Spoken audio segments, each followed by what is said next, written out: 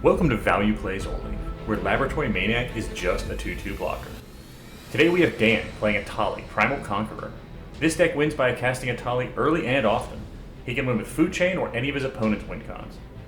His hand contains a Carpet of Flowers, Bergi, God of Storytelling, Food Chain, Squee the Immortal, Eternal Witness, Mox Diamond, and Bloodstained Mire. Cammy is playing Kinnan, Bonder Prodigy. This deck looks to make infinite mana with Basalt Monolith and filter it into Kinnan, putting out huge threats along the way. Her hand contains a Llanowar Elves, Bloom Tender, Mental Misstep, Rejuvenating Springs, Mana Confluence, Breeding Pool, and a Gaia's Cradle. John is playing Yuriko, the Tiger Shadow. This deck looks to control the table while flipping big cards off the top for massive damage. His hand contains a Roaming Throne, Flare Malice, Fourth Bridge Prowler, Thassa's Oracle, Dark Ritual, Seagate Restoration, and Misty Rainforest. Tyler is playing Dargo and Tymna. This deck looks to loop Dargo with Relic of Legends or Bergi and a Sacrifice outlet, or it can win with Underworld Breach. His hand contains a Delny, Streetwise Lookout, Goblin Engineer, Ranger Captain of Eos, Altar of Dementia, Static Prison, Godless Shrine, and Wooded Foothills. And with that, let's see some value plays. Dan starts things off with a Verdant Catacombs. He pays a life and cracks it, fetching up a Taiga. He then casts Mox Diamond, discarding a Bloodstained Mire as it enters. He taps his Mox Diamond for a Carpet of Flowers, and then ends his turn. Cammy plays a Rejuvenating Spring for turn. She casts a Llanowar Elves. Cammy passes. John plays a Misty Rainforest for turn. He pays a life and cracks it, fetching up an Underground Sea. He taps it to cast a Fourth Bridge Prowler. It enters and triggers to give Llanowar Elves -1/-1 until end of turn, killing it. John passes. Tyler plays a Wooded Foothills for turn. He pays a life and cracks it, fetching up a Plateau, and passes. Dan untaps, and in his first main phase, he adds 1 red mana through his Carpet of Flowers. He spends 3 mana on a Squee the Immortal. Ringing every alarm bell in the building, Dan passes. Cammy untaps and plays a Gaia's Cradle for turn. Forgetting the demise of her elves, she taps the Gaia's Cradle and Rejuvenating Springs for a Bloom Tender. No one noticed this misplay, and Cammy had other lands in her hand she could have played anyway, so life moves on. John untaps and plays a Soporific Springs untapped, paying 3 life as it enters. He casts a Dark Ritual. Cammy shows John a Mental Misstep she has in hand and asks John what he plans to do with this mana. John shows his whole hand to her to prove they need this to put any sort of pressure on Dan, who is clearly working on a win imminently. Luckily for John, Dark Ritual resolves. John then uses all this mana on a Roaming Throne. It resolves and John names Ninja as it enters. John then goes to combat, swinging Fourth Bridge Prowler at Tyler for 1 damage. He then passes. Tyler untaps and plays a Godless Shrine, untapped, paying 2 life. After much debate on if Squee or Roaming Throne is a bigger threat, Tyler somehow decides that dealing with Throne is more worth it and shows a Static Prison. He is then kindly reminded of the ward on Roaming Throne. Tyler sheepishly returns Prison to his hand and decides he's now only playing to advance his own board. Tyler casts an Altar of Dementia. It resolves and he passes. Dan untaps and adds 1 green mana with Carpet of Flowers. He plays Scalding Tarn for turn. He then casts a Food Chain. With Squee in play, this is a must-answer card. As seemingly the only deck with interaction, John fires off a Flare of Malice, sacrificing Fourth Bridge Prowler as an additional cost. This will mean that Dan does not have the mana to win this turn, but is only a minor delay. Flare resolves and both Squee and Bloom Tender are sacrificed. Dan pays a life and cracks his Scalding Tarn to fetch for a tapped Stomping Ground and passes. Cammy plays a Breeding Pool, untapped, paying 2 life. She casts her commander, Kinnan, Bonder Prodigy. She passes, hoping maybe, just maybe, one of her creatures will survive a turn cycle. John untaps and casts a Lotus Petal. He then cracks it and taps out for a Rhystic Study, hoping to further deter the oncoming Food Chain madness. He goes to combat, swinging Roaming Throne at Dan. Dan takes 4, and then John passes. Tyler untaps and casts a Dark Ritual. Rhystic triggers and John draws. He then casts a Delny, Streetwise Lookout. Rhystic triggers and Tyler doesn't pay, in order to help John draw into more answers. Tyler then passes. Dan untaps and adds 1 red mana with his Carpet of Flowers. He plays a Garden of Freyalise untapped, paying 3 life. He puts a Wheel of Fortune on the stack. Rhystic triggers and John draws. John then debates with the table, but ultimately decides this can't resolve, and he casts Force of Will, targeting the wheel, pitching Thassa's Oracle and paying a life as an additional cost. John gestures begrudgingly to the table to see this move for the goodwill that it is, and realize he won't be winning anytime soon. Wheel is countered, and Dan passes his turn. Cammy untaps and plays a Misty Rainforest for turn. She pays a life and cracks it, fetching up a tropical island to the battlefield.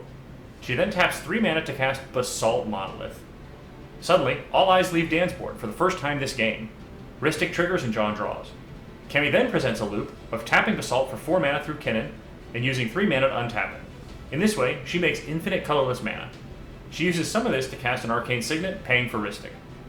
With minimal colored mana, all Cammy can do this turn is activate Kinnan's ability. She looks to the top 5 and puts Endurance onto the battlefield. Endurance triggers to shuffle Dan's graveyard and put it on bottom of his library. With Squee out of rotation, a lot more focus is squarely on Cammy. She then has to pass the turn. John untaps and plays an Underground River for turn. He taps 3 to cast Yuriko, the Tiger's Shadow. Never having seen this card cast for its mana cost, the table is taken aback in shock. John then goes to combat and swings Roaming Throne at Dan. Dan takes 4, and Yuriko triggers twice through Roaming Throne. John reveals Subtlety, with each opponent taking 4, and Undercity Sewers. Dan and Tyler both exchange sad looks, as both of their creature combo decks look much worse into a known Subtlety. John then passes the turn. Tyler untaps and casts a Goblin Engineer. Ristic triggers and John draws. Engineer enters and triggers twice through Delney. Tyler searches up a Soul Ring and a Cursed Mirror into his graveyard. He then passes. Dan untaps and adds 2 red mana through his Carpet. He plays a Windswept Heath for turn. He pays a life and cracks it, fetching up a basic forest. Dan then pays 3 mana for an Eternal Witness. Ristic triggers and John draws. Dan adds back Scalding Tarn with Eternal Witness. He then exiles Witness to Food Chain for 4 red mana. He spends all his mana on his commander, Etali, Primal Conqueror. Ristic triggers and John draws. Etali enters and Dan exiles Counterbalance, Transmute Artifact, Mox Diamond, and Arcane Signet. He casts the artifacts and Counterbalance. Ristic triggers 3 times and John draws 3 cards. Dan discards Scalding Tarn to Mox Diamond and all his spells resolve. Dan then exiles Etali to Food Chain for 8 red mana. He taps his Arcane Signet for another and recasts Etali. He pays for Ristic this time. Etali enters and Dan exiles the One Ring, Swan Song, Kaito Bane of Nightmares, and Relic of Legends. He casts the permanents, leaving Swan Song in exile. Ristic triggers 3 times and John draws 3 cards. The One Ring enters and Dan gains protection from everything. Dan activates the 0 loyalty ability of Kaito to Surveil 2. He puts Red Aflame and Ancient Tomb both in his graveyard. Dan taps the One Ring to draw a card. He then taps Kaito, which is currently a creature, and Etali to his Relic of Legends, and taps the relic itself to cast a Birgi, God of Storytelling. Ristic triggers and John draws. Birgi resolves. Dan taps Birgi to Relic of Legends for a mana. He exiles Etali and Kaito to Food Chain for 13 additional mana. Dan recasts Etali for 13, triggering Birgi and Ristic. Dan pays for Ristic. In response to the Birgi trigger, John casts a Snuff Out, targeting Birgi, paying 4 life instead of the mana cost. Counterbalance triggers, and Dan reveals a Glimpse the Impossible. Dan responds to Snuff Out by exiling Birgi to Food Chain, adding 4 mana. Snuff Out then fizzles. John then responds to Etali on the stack by casting a Subtlety, exiling Satoru Umezawa as the alternate cost. Dan declines his Counterbalance trigger. Subtlety resolves, and the ETB targets Etali on the stack to put on top of Dan's library. Dan opts to leave it there instead of moving it to the command zone. The table salivates at the thought of shuffling Etali into his deck, and Dan passes. Cammy draws, and in her draw step, John casts Submerge, targeting Kinnan. Dan knows Counterbalance can now only reveal Etali, so he'll decline triggers for the rest of his turn cycle. There's a lot of debate about this play, but with Basalt Monolith in play, Cammy has a hard time convincing anyone she isn't the problem. After all this debate, Submerge resolves, putting Kinnan on top of her library. In all the talking, Cammy started focusing on her next play and fully forgot she could activate Kinnan in response to Submerge and put out, potentially, several creatures from the top of her library. Cammy then casts a Glenelendra Archmage. Ristic triggers and she pays. Cammy then passes the turn.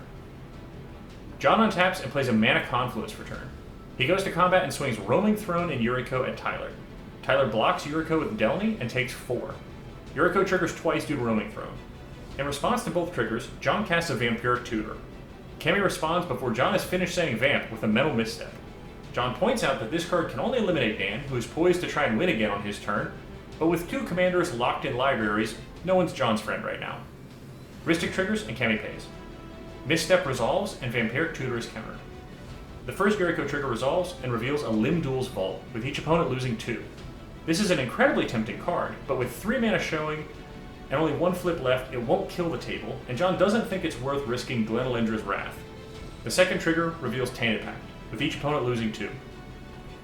In his second main phase, John casts a Phyrexian Walker. He then taps out for a Rug of Smothering. This card should keep Dan from winning, but only time will tell. John discards the hand size, including Tainted Pact, and passes. Tyler untaps and debates his best play. He plays an immersion zone for turn, and taps out for his commander, Tymna the Weaver. Rug and Rhystic trigger. John draws a card, and Tyler takes a damage. Tyler goes to combat. After some debate, the table agrees they need more answers to deal with Dan. Tyler swings Delny at Cammy and Goblin Engineer at John. Neither declare any blocks and take the damage. In his second main phase, Tymna triggers twice through Delny. He pays 2 life to draw 2 cards 2 times in a row. Tyler passes, discarding to hand size. Dan untaps and in his upkeep takes 1 damage from the One Ring. He draws Etali for turn. He taps the One Ring and draws 2 cards. It is at this point Tyler remembers that he meant to mill Etali with Altar of Dementia. The misplay counter ticks up and life moves on. In his first main phase, Dan adds 2 red mana with his Carpet of Flowers. He casts Etali from his hand. Rug and Rhystic trigger. John draws and Dan takes a damage. Etali then resolves. In response to the ETB, Dan taps out to cast Force of Vigor, targeting Rhystic Study and Rug of Smothering. Rug and Rhystic trigger. John draws and Dan takes 2 damage. After some pleading from John, Cammy activates Glenelendra, sacrificing it to counter Force of Vigor. Glenelendra's Undying ability triggers and returns it to the battlefield. Etali's ETB resolves, and Dan exiles Grim Monolith, Harrier Strix, Culling the Weak, and Cammy's commander, Kinnan. Dan casts only Grim Monolith, as he can't cast too many spells on his way to outing the Rug of Smothering. Rug and Rhystic trigger. Luckily for Cammy, she can now move Kinnan to her command zone. Dan taps Etali through Relic to pay for Rhystic, and then takes 3 damage. Without a path to another Etali cast, Dan has to pass here. Cammy untaps and draws. She plays a City of Brass for turn, leaving her with no cards in hand. She takes 2 damage from lands to cast her commander, Kinnan, Bonder Prodigy. Rug, Rhystic, and Counterbalance trigger. Dan reveals a Ragavan, Nimble Pilferer, and then John draws and Cammy takes a damage. Cammy uses Basalt Monolith to make infinite colorless mana through Kinnan, and activates his ability once. She finds a Seedborn Muse. She activates a second time, putting a Birds of Paradise into play. She activates one final time with the remaining colored mana, and puts a Tidespout Tyrant into play. The table counts their lucky stars that Cammy has no hand, and she has to pass the turn. In John's upkeep, Cammy demonstrates her Basalt Loop for infinite colorless mana, and floats all of her colored mana, enough for 6 Kinnan spins with Gaia's Cradle. Off her first spin, she puts Hullbreaker Horde into play. Her second spin puts Void Winnower into play. Her third activation fails to find. Her fourth spin puts Delighted Halfling into play. Her fifth spin, she puts Elvish Spirit Guide into play. Off her sixth and final spin, she puts Gilded Drake into play. Gilded Drake ETB targets Yuriko and exchanges control. John finally goes to his draw step, and then goes into the tank, thinking about the horrible situation he's in. John plays Shizo, Death Storehouse's land for turn. He casts a Grafdigger's Cage, hoping to stem the tide of Kinnan spins on future turns. Rug triggers, and John takes 1. Dan ignores his counterbalance trigger. Cammy bites on this and takes 1 to City Brass to activate Glenelendra, countering Cage. John goes to combat and swings Roaming Throne and Rug at Dan. He takes 5, and John goes to his second main phase. John pays 9 life as an additional cost to cast Toxic Deluge, resetting the board. Rug triggers and deals 2 to John. With his board wiped out and out of mana, John passes, discarding hand size. Tyler untaps and plays Exotic Orchard for turn. He casts Birgi, God of Storytelling. Rhystic triggers and John draws. Amazingly, Birgi resolves. Tyler has Birgi and Altar Dimension on board, but doesn't have enough mana to cast Dargo and start the loop. He sadly passes to Dan. Dan untaps and takes 2 damage in his upkeep to the One Ring. He taps the ring to draw 3 cards. Dan then evokes Fury, exiling Orcish Lumberjack as cost. Rhystic triggers and Dan pays. Fury resolves and its ETB triggers targeting Birgi. Birgi dies, and with the evoke trigger still on the stack, Dan exiles Fury to Food Chain for 6 mana. Dan pays 1 for a Birds of Paradise. Rhystic triggers and John draws. Dan exiles Birds for 2 mana. He then taps out to pay all 17 of his mana for Etali. Rhystic triggers and John draws. Etali ETBs and Dan exiles Fellwar Stone, Professional Facebreaker, Infernal Plunge, and Demonic Consultation. Dan casts Fellwar, Facebreaker, and Console. Rhystic triggers 3 times, and John draws 3 cards. Sadly, all the spells resolve. Dan names Squee the Immortal with Demonic Consultation, and exiles most of his library until he finds Squee. Dan exiles Professional Facebreaker for 4 red creature mana. He uses some of this to cast Squee the Immortal. Rhystic triggers, and John draws. Tyler steps in here and responds to Squee by exiling Simeon's Spirit Guide from his hand to cast Soul Partition, targeting Food Chain. Counterbalance and Rhystic trigger. John draws a card. With all the tension at the table building to this point, Dan flips the top card of his library, which is a Molten Duplication, countering Soul Partition. The table watches their only hope fade to the grave. Squee the Immortal then resolves. Dan presents a loop of exiling Squee for 4 mana and casting it from exile for 3. Rhystic triggers for each iteration of this loop, but he can tap Squee through Relic of Legends to pay for the triggers as he executes the loop. He uses this loop to make 10 million red creature mana. From here, Dan presents a new loop of casting and exiling Etali with his infinite mana, tapping Etali in between to Relic of Legends to pay for the Rhystic Study. Dan uses this loop to exile all players' libraries. He then passes the turn. One by one, his opponents try to draw from an empty library and lose the game. So, what did we learn today? Counterbalance is fair because it only hits once. If you have suggestions for commanders we should play or other tips for the video, leave them below. Until next time, keep making value plays.